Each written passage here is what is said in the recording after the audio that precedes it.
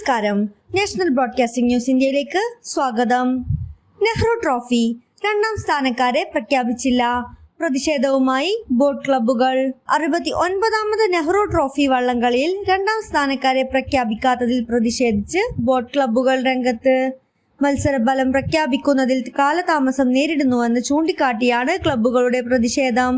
രണ്ടാം സ്ഥാനക്കാരെ ഉടൻ പ്രഖ്യാപിക്കണമെന്നും വിജയികൾക്ക് സമ്മാനം നൽകണമെന്നും ആവശ്യപ്പെട്ട് അവർ വള്ളംകളി സംഘാടക സമിതിക്ക് നിവേദനം നൽകി. മത്സരത്തിൽ ചുണ്ടൻ വള്ളങ്ങളുടെ വിഭാഗത്തിൽ നടുഭാഗം ചുണ്ടൻ 1ാം സ്ഥാനത്തെത്തിയിരുന്നു. എന്നാൽ രണ്ടാം സ്ഥാനക്കാരെ പ്രഖ്യാപിച്ചിരുന്നില്ല. ഇതിനെ തുടർന്ന് മത്സരത്തിൽ പങ്കെടുത്ത ബോട്ട് ക്ലബ്ബുകൾ സംഘാടക സമിതിയുമായി സംസാരിച്ചു. ഉടൻ തന്നെ രണ്ടാം സ്ഥാനക്കാരെ പ്രഖ്യാപിക്കുമെന്ന് സംഘാടക സമിതി അറിയിച്ചു. സംസ്ഥാന സർക്കാർ നടത്തുന്ന ആഗോള അയ്യപ്പ സംഗമത്തിന് ലോകത്താകമാനം ഉള്ള അയ്യപ്പ ഭക്തരുടെ അംഗീകാരം ലഭിച്ചു എന്ന് CPIM സംസ്ഥാന സെക്രട്ടറി MV ഗോവിന്ദൻ. രാഷ്ട്രീയമായ ഉദ്ദേശത്തോടു കൂടി മതത്തെയും വിശ്വാസത്തെയും കൈകാര്യം ചെയ്യുന്നവരാണ് വർഗീയവാദികൾ.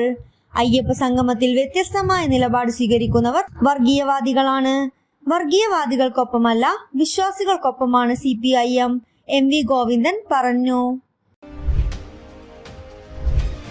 സംസ്ഥാനത്ത് സ്വർണ്ണവിലയിൽ കുതിപ്പ് തുടരുന്നു. ഇന്ന് പവന് 160 രൂപ വർദ്ധിച്ച് 78,000 സ്വർണ്ണവില. 77,800 രൂപയാണ് ഇന്ന് ഒരു പവൻ സ്വർണത്തിന്റെ വില.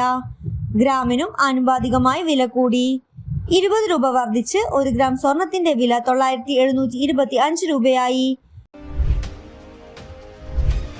മാധ്യമങ്ങൾക്കെതിരെ വിമർശനവുമായി ആരോഗ്യമന്ത്രി വീണ ജോർജ്. കേരളത്തിലെ ആരോഗ്യരംഗത്തെപ്പറ്റി തെറ്റായ വാർത്തകൾ കൊടുക്കുന്നു.